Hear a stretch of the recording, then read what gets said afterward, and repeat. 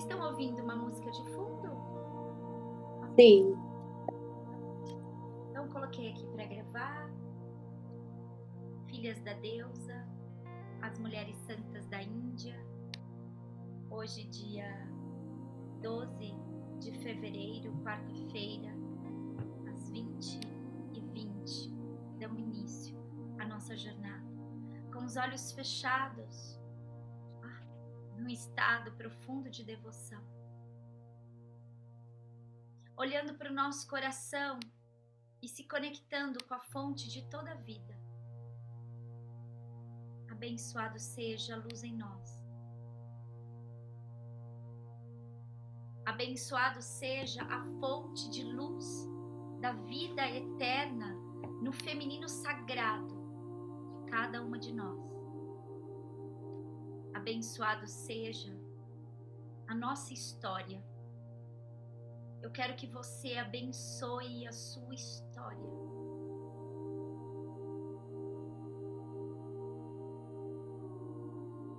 Eu quero que você abençoe a sua história do início do seu nascimento.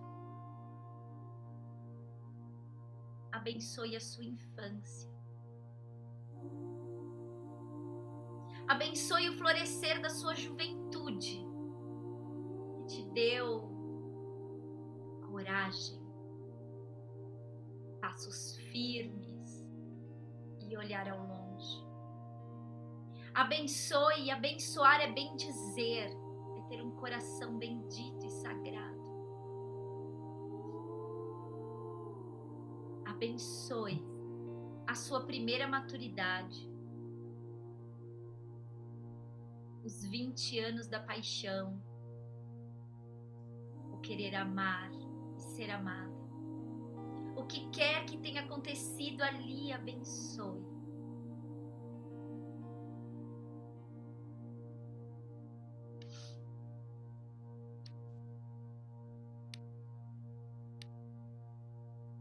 Abençoe a sua história. Abençoe a sua jornada. Abençoe a sua jornada do nascimento até aqui. Nesse momento, abençoe o hoje. Com tudo que você tem.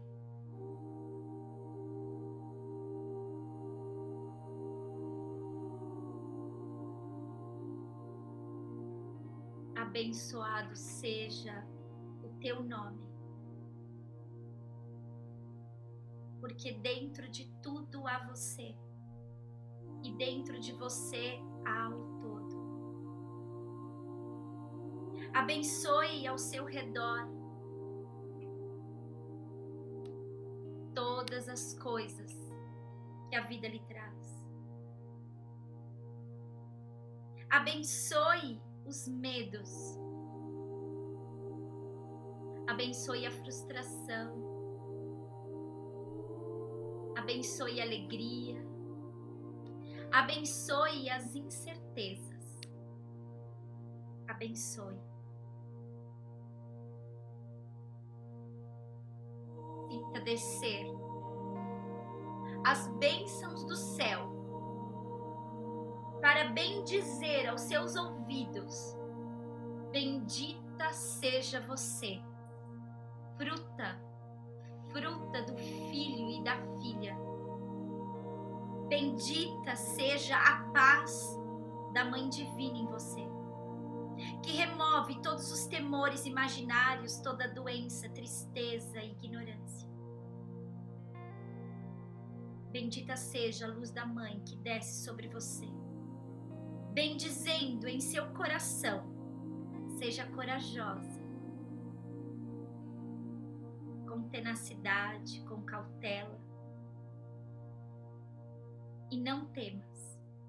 Bendita seja a luz da Mãe que desce sobre você e sussurra no teu corpo. Você está protegida, amparada.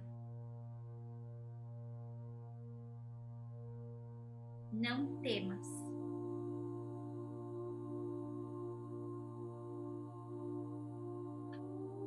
Escute o chamado. Escute o teu coração. Deixe que a luz dessa bênção da Mãe desça, abençoando o seu caminho. E ela diz: hoje eu queimarei os gravetos das suas preocupações. Eu removerei as pedras de teu caminho e lançarei luz para que você continue caminhando.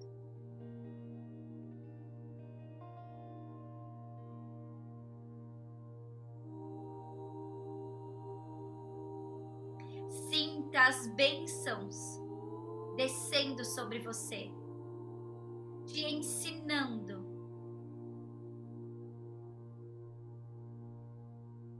a aceitar com satisfação e bondade,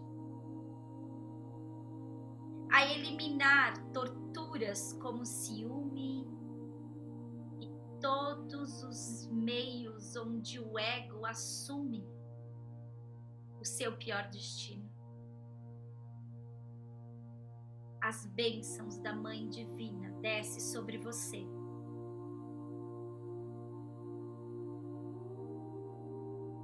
Desatando os nós, eliminando a pobreza e o desamparo e despertando uma força que sobe do seu ventre sagrado,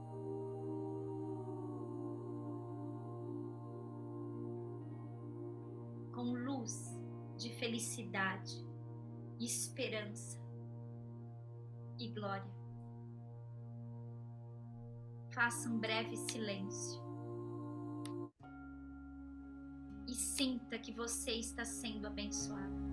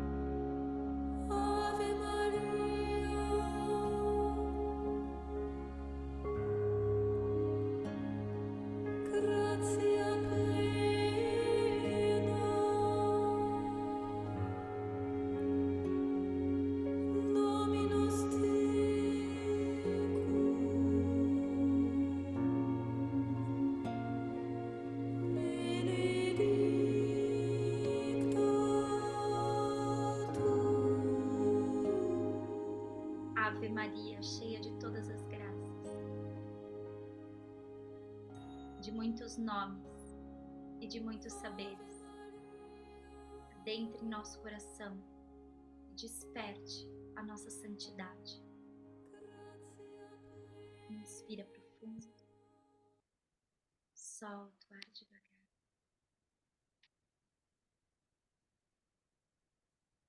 Abrindo os olhos. Muito bom. Muito bom. Eu tô aqui, ó. Vou falar que página que eu tô. Fui para a página 27, tá bom? E tô pegando na página 27 o trecho lá embaixo.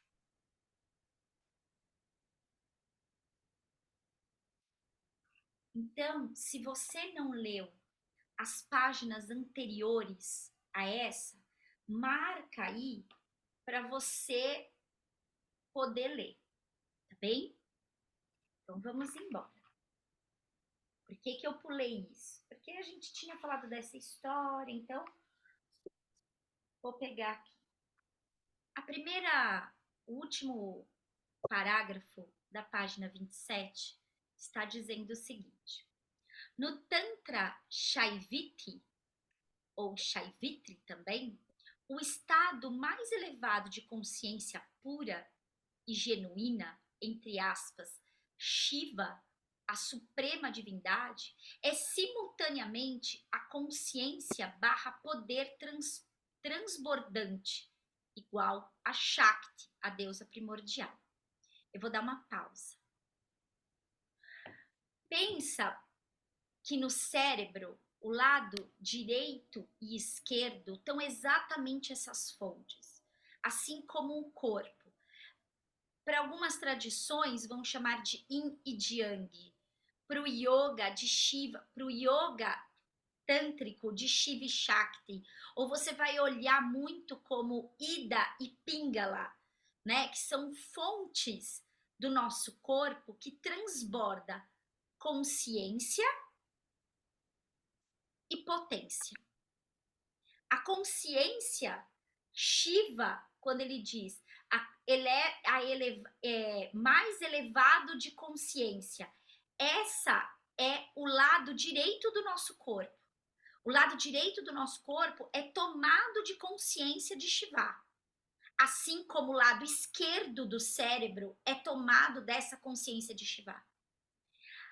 É simultaneamente a consciência poder transbordante de Shakti, a deusa primordial, que é consciência e potência, ou poder, traduzido aqui. Esse lugar está do lado esquerdo do corpo e do lado direito do cérebro. Quando essa unidade se funde, e aí pensa no canal da coluna, naquele símbolo, para quem não faz muito yoga, no símbolo da medicina, aquelas duas cobras que vão subindo, pensa que aquelas cobras é Ida e Pingala, Shiva e Shakti, que vão subindo. Quando elas se unem lá em cima, elas se desdobram pro chakra Sahasrara, que é a grande, alguns chamam de Lalita Devi, a grande, a Mahadevi. Então, quando o desdobramento, eu quero que vocês entendam isso não como masculino e feminino, como consciência e potência, tá bom? Quando consciência e potência se funde lá em cima, o que desdobra para cima disso é Shakti, é a Mahashakti. Por quê? Porque para essa tradição, Deus é a consciência da Mãe Universal, tá? Só para vocês entenderem, porque ela vai ficar falando muito. Por que ela está trazendo muito esse conceito tântrico? Eu não sei se vocês sabem disso, mas o conceito tântrico não é massagem tântrica, pelo amor de Deus. Aqui, o conceito tântrico é uma filosofia tântrica. Assim como o Vedanta é um caminho de saber, o Tantra ou o Shivaísmo da Caxemira é um caminho de saber, de possibilidades de uma prática, que é o yoga, e que tem as suas filosofias, seus caminhos filosóficos, tá bom?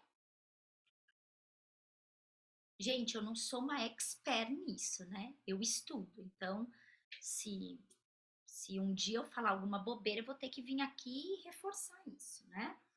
Se vocês gostam disso, posso indicar meu professor. Tenho estudado com ele há alguns anos. Aí ela vai dizer, o texto começa dizendo isso, eu trouxe essa explicação para assentar vocês, e ela continua dizendo: Anasuya vivenciou Shakti diretamente e falou sobre a perspectiva da união mística com a Mãe do Universo. Existe, antes disso, ele está contando uma história. Ela está contando uma história, autora. Isso acontece muito na Índia e não é muito divulgado. Acontecia muito, hoje um pouco menos. Mas a gente sabe que em alguns lugares inóspitos ainda acontece. Existe uma técnica yógica de elevação de samadhi para um estado de liberação que leva o indivíduo à morte do corpo físico mesmo. Alguns desses processos faz com que a pessoa se desloque do corpo mesmo e não volte. Mas antes daqui, depois, se você não chegou nesse capítulo, você lê, ela está contando uma história de uma mulher que entrou nesse processo de samadhi e ficou até o seu enterro dias, e ela como se tivesse morta, ela quase foi enterrada e de repente ela volta à vida. E a gente tem isso muito mais presente, a esposa do Sadhguru, que ele conta que ela fez exatamente isso, ela descobriu essa prática e ela tinha uma filha e ela começou a fazer essa prática constante até que ela consegue se desprender do corpo e larga o corpo físico. Então volta lá. Anasuya vivenciou Shakti diretamente e falou sobre a perspectiva da união mística com a Mãe do Universo. Estou considerando o mundo inteiro em meu pensamento. Estou vivenciando que minha mente única tornou-se a de muitas pessoas. O meu estado é a própria realidade. Adotem-me como filha e, em certo grau, vocês vão se tornar os avós de toda a criação. Eu não sou nada que vocês não sejam.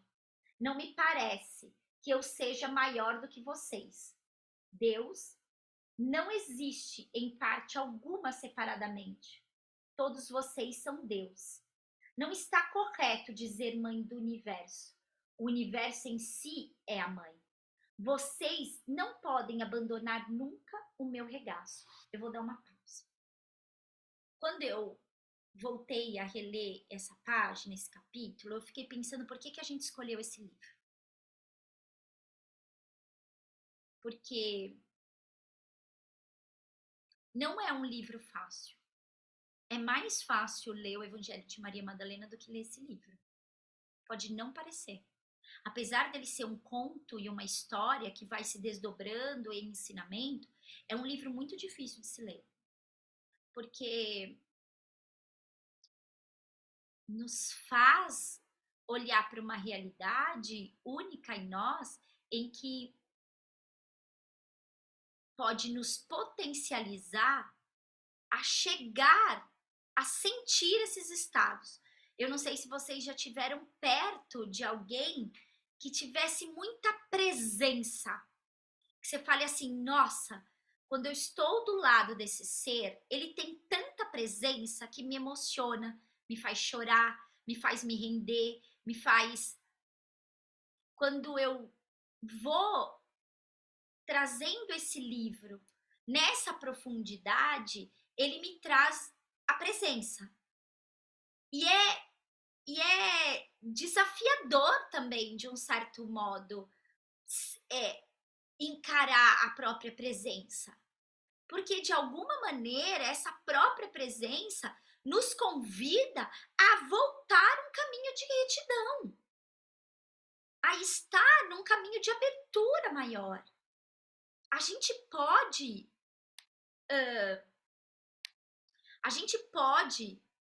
e deve viver a vida da matéria, mas a gente não vai fugir do Dharma.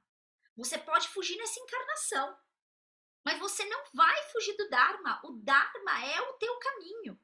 Então, para mim, esse livro, ele nos convoca uma escrita que, para mim, é uma escrita muito pura, e a sensação é que eu tenho é que a todo momento ela está convocando a você a sentar do lado dessas santidades femininas e despertar em você esse mesmo ponto de indignação que Ima vai trazer com a própria mãe. Seguimos. Vocês podem me interromper, tá bom? Sempre que precisar aqui. A Nasuya não está absolutamente interessada em ser venerada, nem em prescrever práticas espirituais para os seus devotos.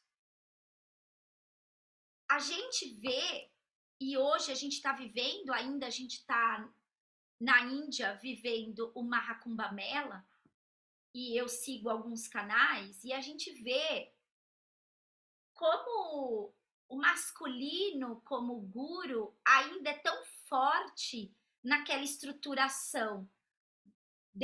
Quando a gente perde, a Índia se perdeu no Tantra como filosofia, porque é um caminho filosófico feminino, dessa consciência matriarcal e nutridora da mãe universal, como a Índia depois se perdeu, e aí o Tantra foi para esse lugar do Osho. Não vou entrar nesse detalhe, com todo respeito.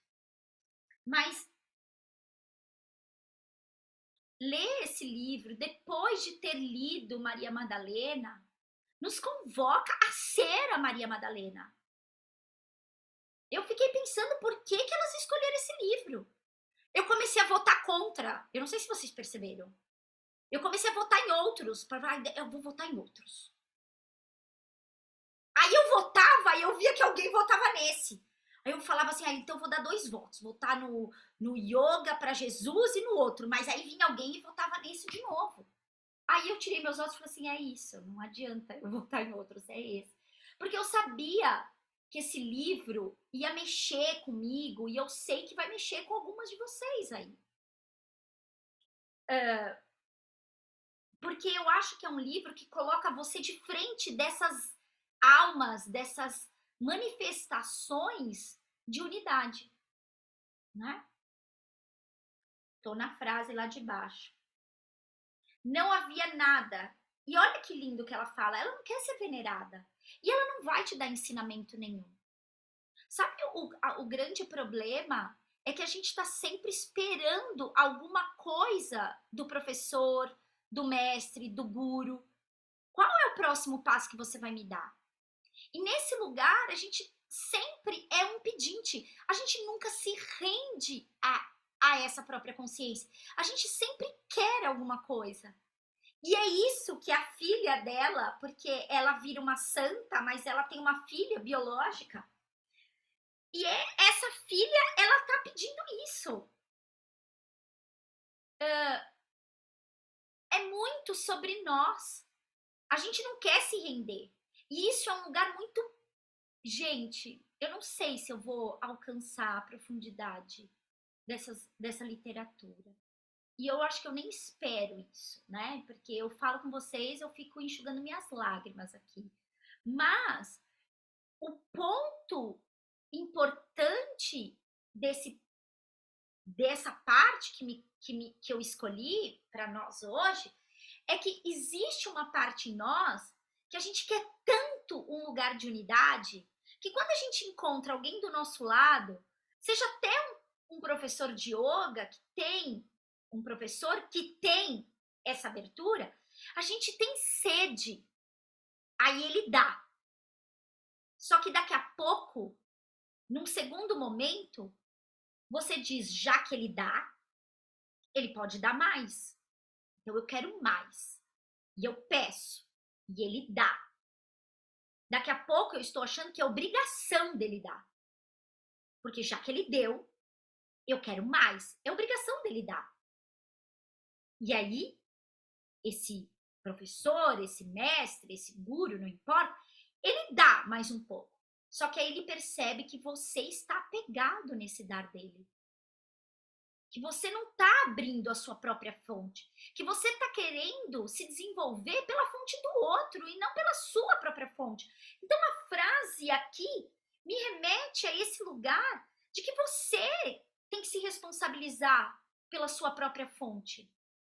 E ela diz, eu não quero ser venerada. E eu não vou te ensinar nada. E isso para mim é a coisa mais bonita, porque quando eu leio as mulheres santas, elas não entregaram nada, mas entregaram tudo. Porque entregaram a si mesmo como vida ao mundo. Assim foi Maria Madalena. Assim foi Joana d'Arc. Assim foi Santa Teresa de Ávila. Assim foi Ananda Mayi. Eu não vou te ensinar, a minha própria presença tem que te iluminar. Mas a gente quer um caminho a seguir. A gente quer um passo. E quando você diz, agora eu não dou, o que acontece? Você dá e a pessoa fica feliz. Aí você dá de novo, ela se satisfaz. Ela acha que é obrigação você dar. Quando você deixa de dar, o que ela faz? Essa pessoa não presta. Isso que essa pessoa ensina é uma mentira. Essa pessoa é uma farsa. Aí o que ela vai fazer? Ela te condena. Esse ser somos nós. A gente tem que sair desse lugar, meus amores. Porque nós precisamos despertar essa mãe universal em nós. Eu posso sentar do lado de alguém desperto para que a luz do outro me ajude a encontrar a minha. Mas eu não preciso pedir para ele, me dê o seu caminho para que eu possa caminhar, que é o que a gente faz.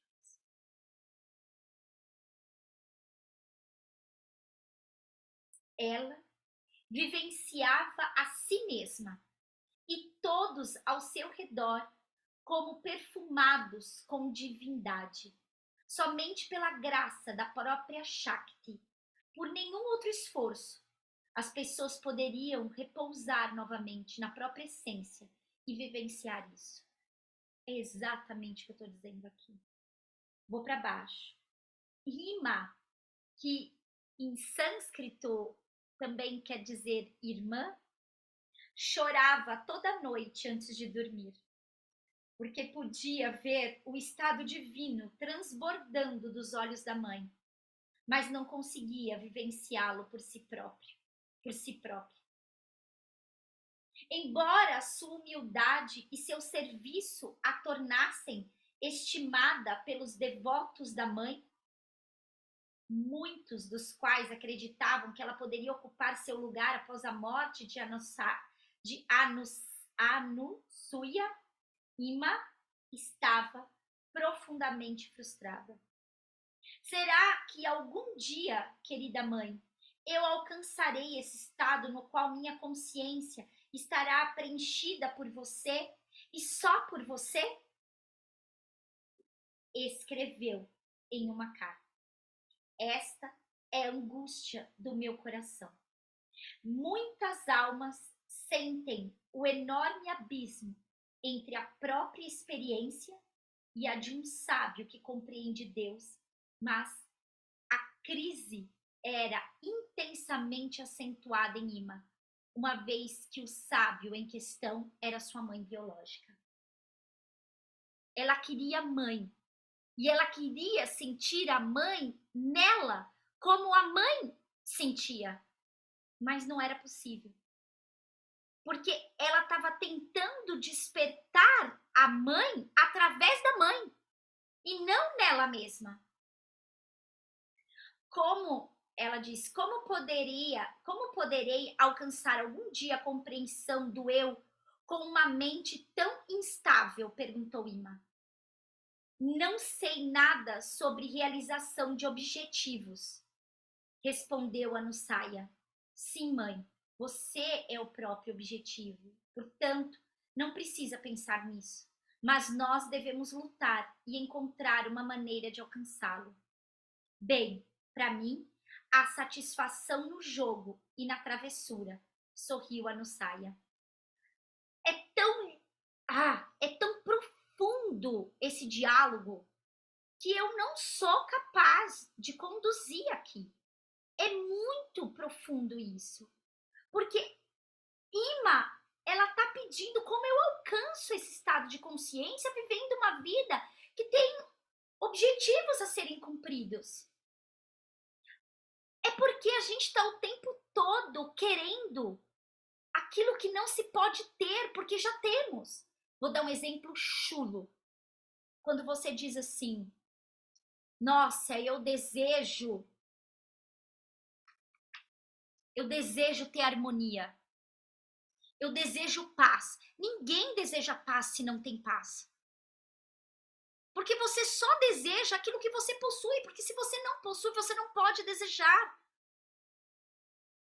Mas por essa inconsciência, eu fico o tempo todo na busca e na luta pela paz. Preciso encontrar paz, preciso encontrar um silêncio, preciso achar estados meditativos na minha vida. Quando você diz isso, é porque você já tem. Agora, se um professor diz para você assim, você é uma pessoa intransigente e precisa trabalhar isso. E esse aluno diz assim, você tem razão. Eu tô me esforçando para isso. Esse aluno está no caminho. Agora, quando você diz para um aluno, você possui uma raiva que precisa ser dominada. Eu? Raiva? Olha o modo como ele diz. Eu? Raiva? Imagina! Esse tá longe do caminho. A gente não é capaz de abrir escuta quando alguém quer trazer claridade. Porque a gente está o tempo todo querendo se defender. E esse se defender é porque está na vida, na luta da vida. Preciso me defender, preciso correr, preciso ter dinheiro, preciso trabalhar, preciso me defender. Não é isso que... Não, a vida lá não é... A vida lá fora não é fácil. Eu tenho que me defender o tempo todo. Tenho que produzir, eu tenho que ser produtivo. Enquanto você estiver nessa seara, como é que você se rende e chora de emoção ao ler um texto desse e a mãe pedindo, desperte em mim essa consciência? É muito profundo, meus amores. Não tem, para mim, não tem que cabe aqui. Não tem fala que cabe aqui. Né? Tem um negócio que é do sentir, é um negócio do nosso íntimo, né? Quando eu sempre tô aqui na frente, minha câmera fica vocês pequenininho passando aqui no roda em cima da minha tela e bem em cima da minha cabeça tá a Rosângela, né? Que foi comigo 2 vezes para a Índia. Ela sabe o meu estado quando eu entro na casa ou no templo da Nina Maia. Ela vê o meu estado. Ela sabe. E aí, quando ela vê o meu estado, ela desperta no estado dela, porque não que ela seja devota, ela nem precisa ser, ela pode ser devota de Maria Madalena, mas ela desperta no estado dela. Por que ela desperta no estado dela? Porque ela tá com a minha presença, que se emociona ao estar do lado da própria mãe. Você percebe? Por que é a segunda vez que ela vai pra Índia? Por que toda vez que eu digo assim pra ela, tô achando que eu vou pra Índia lá, e meu Deus, não me diga isso. Como é que eu vou? Não sei, mas tô achando que eu tenho que ir de novo. Por que desperta nela esse lugar?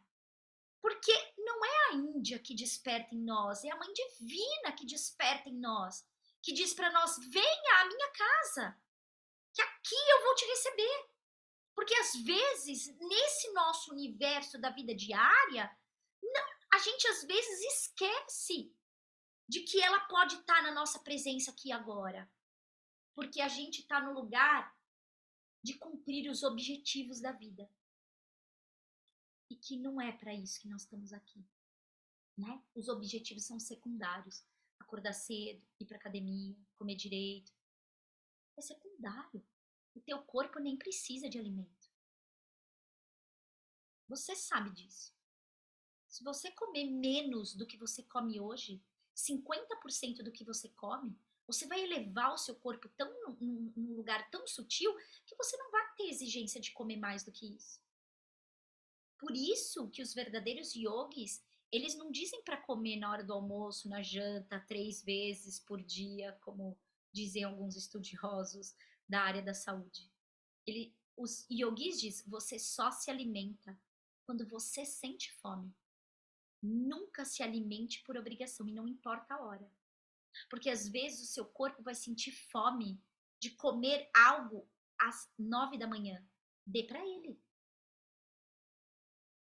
E pode ser que ao meio-dia o seu corpo não tenha fome. Não coma só porque todo mundo coma. Você percebe que é uma coisa tão tica de nada, mas que a gente não faz. É um estado que a gente precisa ter de consciência. Sabe aquela história que a gente vem de uma geração de mães, que muitas de nós, que viveram um princípio de guerra, nossa geração, né? Nossos ancestrais. E o que, que os nossos pais ensinavam? Não deixa a comida no prato. Raspa até o final. Não tá aguentando, mas come. Percebe? Mas aí você pensa, quem te fez o prato? A própria mãe. Aí te encheu de comida. Você tinha necessidade daquela comida toda? Não. Mas agora você vai comer até o final. Então, a gente entende esses processos que foram chegando culturalmente com tudo que foram vividos lá atrás, mas que a gente precisa sutilizar. Eu estou trazendo uma coisa muito pequenininha, mas que pode ser ocupada num lugar muito grandioso. Aí a filha fica brava com a mãe, né? Brava no sentido não de com raiva, mas incisiva. Por favor, pare de desviar o assunto. Eu preciso de uma resposta. Nós não somos como você. Do nosso ponto de vista, o caminho, o esforço e o objetivo espiritual são completamente reais. O combate verbal continua.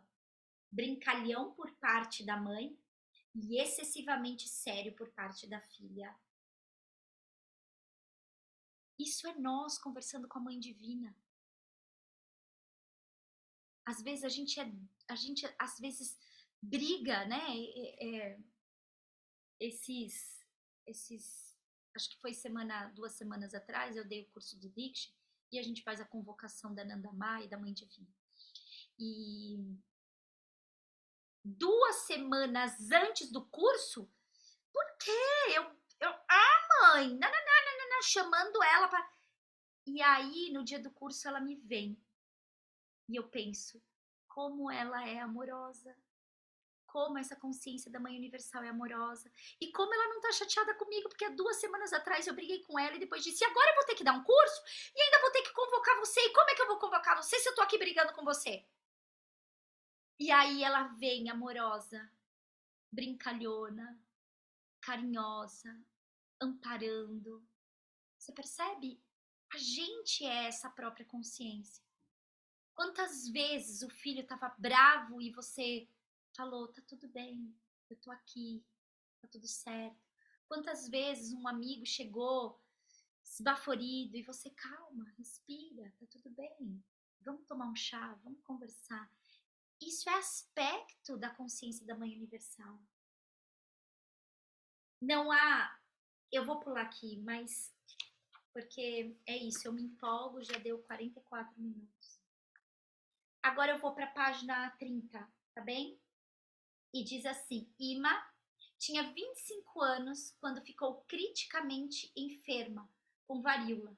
Os amigos quiseram levá-la correndo para o hospital, mas a Nussaia fez objeção, explicando que a viagem difícil só agravaria a situação. A Nussaia não foi atendida. Os vizinhos e parentes foram ficando cada vez mais ansiosos e alugaram um carro. Ima morreu poucos minutos após chegar ao hospital. No último instante de vida, ela disse em voz alta: Ama, estou chegando. Ou mãe, eu estou chegando. É de chorar. Sei lá se eu tô hoje emotiva, mas estou emocionada com cada E aí ela vai decorrer com a história, para terminar que ela coloca a filha sentada em Siddhasana, que é uma postura yógica de meditação. Na Índia, todas as pessoas são cremadas. Os santos são enterrados. Porque essa presença de santidade continua sendo emitida através daquele corpo, mesmo a alma não estando lá. Por isso que muitas pessoas relatam que quando você abre o túmulo de uma pessoa que foi santa, o corpo físico ainda está intacto. Porque a devoção das pessoas que sentam para orar ali, para meditar ali, e a própria santidade daquele corpo físico, daquelas células, de cada átomo daquele próprio corpo. Então, para algumas tradições, eles fazem um enterro com a pessoa sentada em Siddhasana, nessa postura, com as pernas cruzadas. E ela estava preparando o corpo da filha. Enquanto as pessoas choravam, ela tinha um leve sorriso no rosto. Porque sabia que a filha estava encontrando o seu Mahasamadhi, encontrou o seu despertar. E quando ela estava cuidando daquele corpo frio e sem vida, o corpo começou a ficar quente e esquentar com vida. E aí ela chama o médico, ele olha, ela tem o corpo quente e uma leve respiração. E de repente, uma fenda se abre no topo da cabeça. Porque existe uma tradição que diz: a alma, quando desperta, sai pela fenda do Sahasrara e não mais reencarna, né? E de repente se corta abre uma fenda e jorra sangue da cabeça. E nesse momento que o sangue jorra, ela dá o último suspiro. E ali o corpo volta a estar rígido e frio. Então ela é enterrada. E o corpo dela está para visitação. Não é um conto, é um acontecimento. Muito bom. Leiam em casa a página 31, se você não leu antes, vai lendo, leia a página 31, eu ia trazer agora, mas não vai dar tempo. A página 31, depois dessa florzinha aqui para baixo, tem uma história muito bonita. Leiam essa história, eu vou tentar trazer no nosso próximo encontro. Vou dar uma pausa no vídeo, porque vou abrir aqui para as perguntas, tá bom? Se você está em casa e vai ouvir, pode mandar essas perguntas escritas e eu responderei. Então quero terminar lendo um poema, que para mim é uma oração. Então eu vou pedir para vocês fecharem os olhos, porque eu acho que esse poema é uma oração. Vou pôr uma música aqui.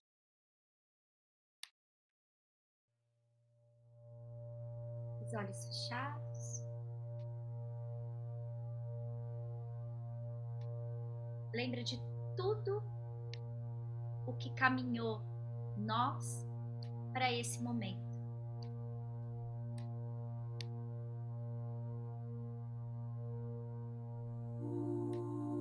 Respira para que você possa sentir a mesma manifestação da consciência da mãe.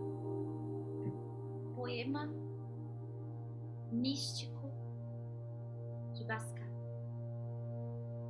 Procure ficar de pé. Mas se você cair, procure não ficar no chão. E se nem isso você conseguir, então eleve o seu coração aos céus. Como um mendigo faminto, e peça que ele seja preenchido de amor. E ele será. Muitas coisas podemos aprender no sofrimento. Você pode ser derrubado. Você pode ser mantido no chão. Mas ninguém pode impedi-lo de elevar o seu coração aos céus, exceto você mesmo. Abençoado seja a nossa noite. Que possamos terminar esse momento do agora com a fonte da Mãe em nosso coração. Essa fonte nutridora que ampara, que cuida, transforma e eleva. Que ela seja a nossa guia, a nossa esperança e o nosso propósito, o caminho maior. Abençoado seja.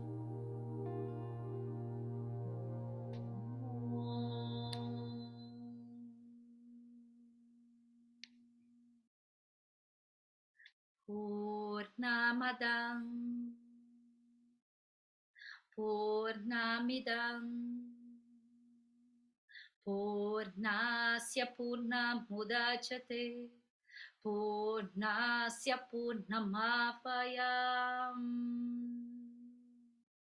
Purnameva Vashishyante.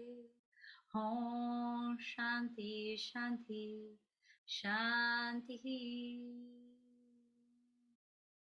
Hari Om.